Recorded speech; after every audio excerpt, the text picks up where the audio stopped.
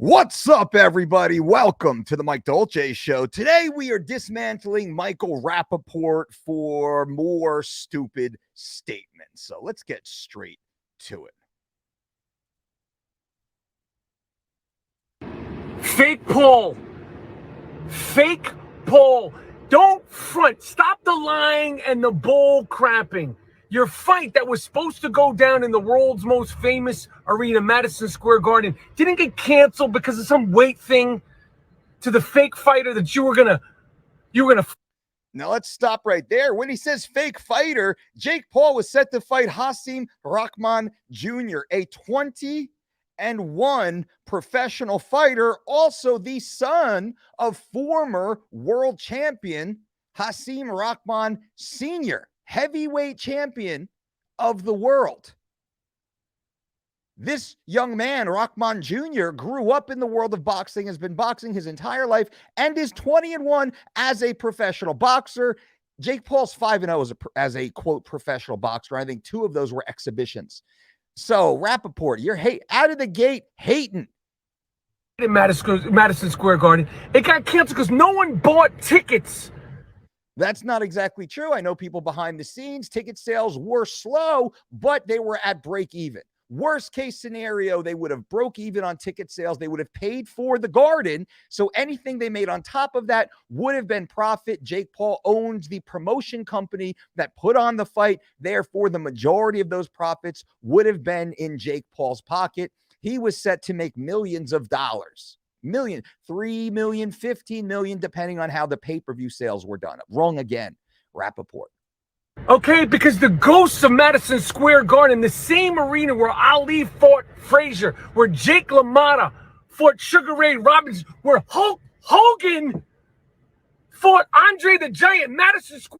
All right, now pause right there, Rappaport. Clearly, we understand now that you are a mark, or those of us in the industry, we would call you a pro-ho.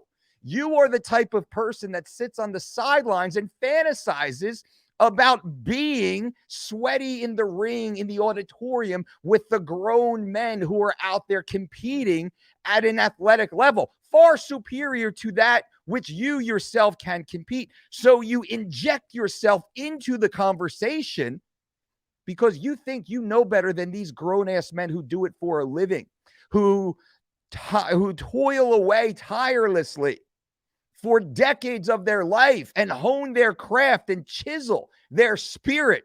And you floppy hat wearing, oversized sweatsuit wearing, Michael Jordan's unscuffed wearing because you're not on the courts using them. You play the part. You do not play the games. You cannot. So you sit there and you talk the nonsense that you do. But now you said Hulk Hogan fought Andre the Giant, Michael Rappaport, Mikey Fumbles, I got to call you. Mikey Fumbles. You fumbled the ball on this one. You fumbled the bag. Hulk Hogan did not fight Andre the Giant. Let me share a little secret to you. They're acting. Professional wrestling, Mikey Fumbles, is not real. Professional wrestling is choreographed. It's a performance, athletic performance that it is, but it's not real. So you sitting on the sidelines pretending you're Randy Macho Man Savage, Ric Flair, woo, or Hulk Hogan. Those are made up characters. They do not, quote, fight. You didn't understand this, which I'm not surprised, because you spent your whole athletic career sitting in a living room on your mom's floor pretending that you were out there playing with the grown men. Gordon, they did not want to see you in there. No one bought tickets to that fake fight. Fake poll. Fake fight. Mikey Fumbles talks about a fake fight, but Michael Rappaport backed out of a real fight with middle-aged, overweight, unhealthy, in my opinion, Brent Hatley from the Howard Stern Show, a whack packer, a producer on the Stern Show. Michael Rappaport didn't even do an exhibition, didn't even do a smoker, didn't even show up at a jiu-jitsu school and put in 5, 10, 15 minutes of work But you're going to talk about fake fights? Man, Mikey fumbles. Pro-hoing big time. A fighter. You want to be a real fighter? Fight a real fighter, okay? This dude is talking about trying to give advice onto how to be a real fighter. Now, to be clear, Jake Paul fought Ben Askren. Ben Askren is a two-time NCAA Division I national wrestling champion. One of the baddest men on the planet just to be a D1 wrestler, by the way. This is combat at its purest form. Ben Askren then moves on and becomes a multi-organization, multi-title welterweight world champion, considered for many years to be one of the top pound-for-pound welterweights in the world and now in history. Also, Jake Paul fought Tyron Woodley, a friend of mine, multi-time UFC world champion, 5-time, I believe. Tyron Woodley, a standout All-American in his own right in college, destroyed every competitor in front of him in the UFC, primarily with right-hand knockouts. Knocked out ruthless Robbie Lawler with a right hand and took Lawler's welterweight world title from him in the UFC octagon. So Michael Rappaport, parked in his little Prius on the side of the road, is now going to tell Jake Paul who qualifies as a real fighter while disrespecting Ben Askren and Tyron Woodley? Pro-ho, Mikey fumbles. A real drug test, okay? The ruse, the con, the bull jive.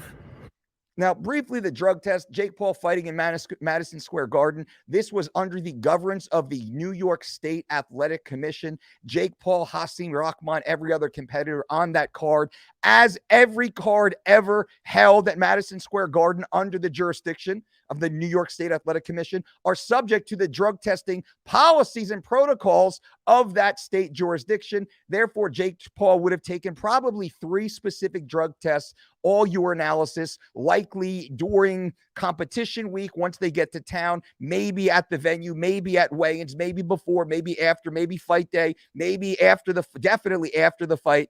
So there's random testing during a period of time. So is it beatable? It can be beatable if you're sophisticated. It's not USADA inside the UFC, but no other organization has that. And when we look at the NBA, the NLB, the NFL, the NHL, when we look at all of the professional organizations, their drug testing is negotiated by their unions. So every athlete knows exactly when they're going to be tested and exactly what they're going to be tested for. And in those unions, there's gray periods where the athletes are not allowed to be tested. They're not allowed to be tested, so they can do whatever they want, come off, be clean, and then possibly get tested, but probably not because such a minuscule percentage does. Just to be fair. Now, Mikey fumbles, you probably didn't know any of that, so thank you for the opportunity to take you to school and then educate our viewers. Is over. Fake Paul.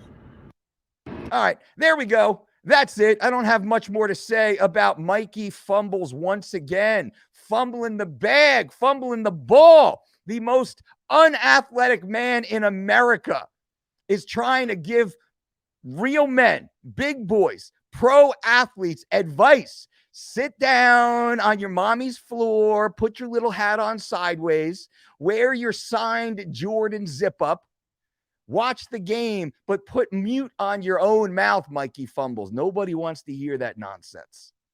Until next time.